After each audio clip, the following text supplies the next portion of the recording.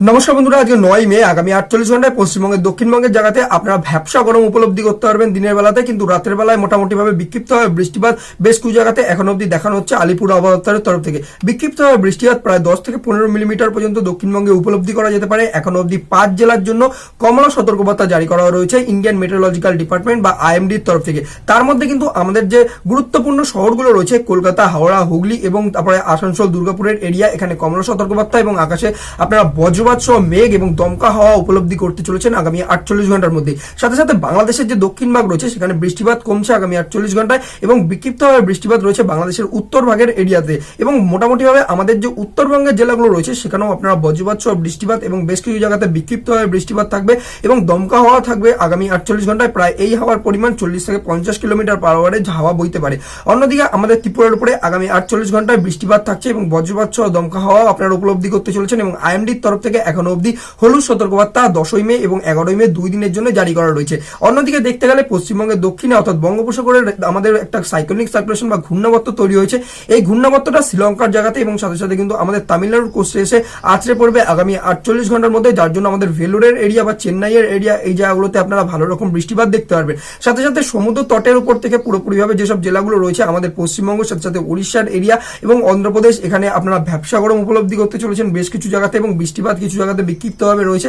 এবং পুরোপুরিভাবে দেখতে গেলে 500 যে হেক্টোপাস্কেল রয়েছে সেখানে একটা সাবট্রপিক্যাল সিস্টেম যেভাবে প্রবাহিত হচ্ছে আমাদের পশ্চিমবঙ্গের উপর থেকে, যার জন্য আমাদের পশ্চিমবঙ্গের যে উত্তরের জেলাগুলো রয়েছে সেখানে আপনারা মেঘ তৈরি হতে দেখতে পারবেন। এবার সাথে সাথে কিন্তু যে 925 হেক্টোপাস্কেল বা নিচু লেভেলের হাওয়া রয়েছে সেখানেও মোটামুটিভাবে জলীয়বাষ্পপূর্ণ হাওয়া আমাদের বঙ্গোপসাগর থেকে আমাদের সমুদ্র তটে প্রভাব ফেলছে, যার জন্য আমাদের যে তমলুকের এরিয়া রয়েছে অর্থাৎ পূর্ব মেদিনীপুর, পশ্চিম মেদিনীপুরের এরিয়া এবং সাথে সাথে কিন্তু যে কাকদ্বীপ, কাথির এরিয়া, কন্টাইয়ের এরিয়া এবং সাথে সাথে কিন্তু যে ডায়মন্ড হারবার, হলদিয়ার এরিয়া, পূর্ব বর্ধমান, পশ্চিম বর্ধমানে মোটামুটিভাবে কিন্তু এখানে বজ্রপাত সহ মেঘ এই জায়গাগুলোতে আপনারা উপলব্ধি করতে পারবেন। এবং সাথে সাথে বাংলাদেশের যে দক্ষিণ ভাগ রয়েছে এখানে যদি আমরা যশোর, খুলনা, পিরিজপুরের কথা বলি এবং সাথে ঢাকা, নারায়ণগঞ্জ, কুমিল্লা, হাবিগঞ্জ, নোয়াখালী, ফেনী এবং কক্সবাজার অর্থাৎ চট্টগ্রামের এরিয়া, এখানেও আপনারা মোটামুটিভাবে গরম উপলব্ধি করতে পারবেন। খুব একটা বজ্রপাত সহ বৃষ্টিপাতের আশঙ্কা নেই এইখানে।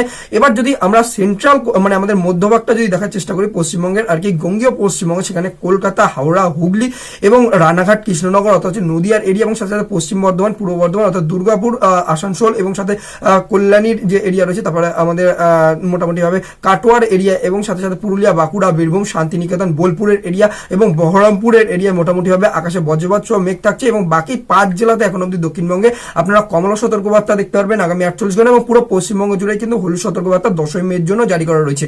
এবার মোটামুটিভাবে আমরা যদি উত্তর দিকে দেখার চেষ্টা করি সেক্ষেত্রে এই যে সমুদ্র থেকে জলীয় বাষ্পপূর্ণ হাওয়া প্রবেশ করছে এবং সাথে আমাদের যে সেন্ট্রাল ইন্ডিয়াতে একটা কিন্তু সাইক্লোনিক সার্কুলেশন রয়েছে পুরোপুরিভাবে প্রভাব তৈরি করছে এবং সাথে এর জন্য আমাদের যে 500 হেক্টোপাস্কেল দেখতে হবে যে সাবট্রপিক্যাল জেট স্ট্রিম যেভাবে বইছে পুরোপুরিভাবে উত্তরবঙ্গের এরিয়াটাতে একটা মেঘের লেয়ার তৈরি করছে এবং ঝড়ো বেগে হাওয়া বা আপনারা কিন্তু আকাশে বজ্রপাত কিন্তু তৈরি করার জন্য পুরোপুরিভাবে পরিস্থিতি তৈরি করছে এই পরিস্থিতিটা। এবার যদি দেখার চেষ্টা করি সেক্ষেত্রে আমাদের যে জলপাইগুড়ি, শিলিগুড়ির যে এরিয়া রয়েছে সাথে সাথে আসানসোল, দুর্গাপুরের মোটামুটিভাবে এরিয়ার সাথে উত্তরের যে এরিয়া রয়েছে এখানেও একই রকম মিল পাবেন আপনারা ওয়েদারে। এবং সেক্ষেত্রে আমাদের মালদা, ইংলিশ বাজারের যে এরিয়া রয়েছে এবং সাথে উত্তর দিনাজপুর, দক্ষিণ দিনাজপুরের এরিয়া এবং সাথে সাথে দার্জিলিং এবং কালিম্পং এবং আলিপুর দুয়ার এবং সাথে সাথে কোচবিহারের যে মাথাভাঙা, ফালাকাটা, সিতাই এই জায়গাগুলোতে আপনারা ফুলবাড়ি, তুরার এরিয়া মেঘালয়তে এবং বাংলাদেশের যে রাজশাহী, রংপুরের এরিয়া এবং মৌলভীবাজার, সিলেটের এরিয়া, তো এই জায়গাতে কিষানগঞ্জ, তারপর পাবনার এরিয়া, কুষ্টিয়ার এরিয়া, তো এই জায়গাগুলোতে ঝিনাইদহ মোটামুটিভাবে, তারপরে হাবিগঞ্জের এরিয়া এবং তারপরে হচ্ছে যে মৌলভীবাজার এই জায়গাগুলোতেও আপনারা বজ্রপাত সহ মেঘ এবং বৃষ্টিপাত প্রায় 20 মিলিমিটার পর্যন্ত আপ টু আপনারা বিক্ষিপ্তভাবে দেখতে পারবেন। এবং আমাদের যে উত্তর দিনাজপুর, দক্ষিণ দিনাজপুর এবং বাংলাদেশের যে দিনাজপুর রয়েছে এখানেও আপনারা বজ্রপাত সহ বৃষ্টিপাত কিন্তু উপলব্ধি করতে চলেছেন। এরপর যদি আমরা আমাদের ত্রিপুরা নিয়ে কথা বলি সেক্ষেত্রে ঊনকোটি, সিপাহী জেলা, ধলাই, তারপর গোমতি এবং সাথে সাথে উত্তর ত্রিপুরা, পশ্চিম ত্রিপুরা এবং দক্ষিণ ত্রিপুরা এইখানে এবং আগরতলার উপরে ভালো রকমভাবে মেঘ তৈরি করবে এবং সাথে সাথে কিন্তু বজ্রপাত আপনারা বৃষ্টিপাত এই জায়গাগুলোতে উপলব্ধি করতে চলেছেন আগামী 48 ঘন্টাতে।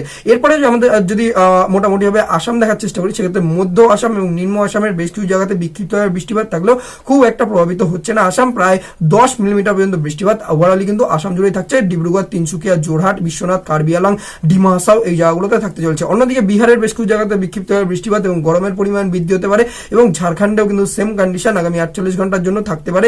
আপনাদের যদি আমরা ওড়িশার কথা বলি সেক্ষেত্রে কটক এবং সাথে সাথে যে বালাসুরের এরিয়া রয়েছে, তারপরে যে পুরীর এরিয়া রয়েছে এখানেও আপনারা বেশ কিছু গরম এবং সাথে সাথে কিন্তু আপনারা একটা ভ্যাপসা গরম উপলব্ধি করতে পারবেন এবং আকাশে কিন্তু মেঘ রয়েছে এবং বৃষ্টিপাত উপলব্ধি করা যেতে পারে আমাদের দীঘা, তমলুকের এরিয়াটাতে। তো যেক্ষেত্রে আমাদের যে ওয়েদার কন্ডিশন রয়েছে, তো আমাদের যে উত্তরবঙ্গের যে চাষি ভাইরা রয়েছে এবং দক্ষিণবঙ্গের চাষি ভাইরা রয়েছে, যেহেতু কিন্তু বজ্রপাতের ওয়ার্নিং রয়েছে, তোমরা যারা বাইরে যাচ্ছ তো সেক্ষেত্রে সাবধানে কাজ করতে হবে আপনাদের। এবং যারা ট্রলার নিয়ে কিন্তু সমুদ্রে যাওয়ার চেষ্টা করছেন, তো সেক্ষেত্রে এখনো অবধি কোনো রকম কালবৈশাখীর সম্ভাবনা দেখা যাচ্ছে না, কিন্তু অল্প বিস্তার কিন্তু হাওয়া মোটামুটিভাবে 20 থেকে 30 কিলোমিটার পার আওয়ারে বইতে পারে। সেক্ষেত্রে লোকাল অথরিটির সাথে কন্ট্যাক্ট করে যাওয়াটা সুবিধা মনে হবে। এবং বাকি যারা উত্তরবঙ্গে যাওয়া ভ্রমণের প্ল্যানিং করছেন, তো সেক্ষেত্রে আপনারা 2-4 দিন পরে প্ল্যানিং করুন, সেক্ষেত্রে ওয়েদার কিন্তু কন্ডিশন ঠিক হবে উত্তরবঙ্গের জন্য।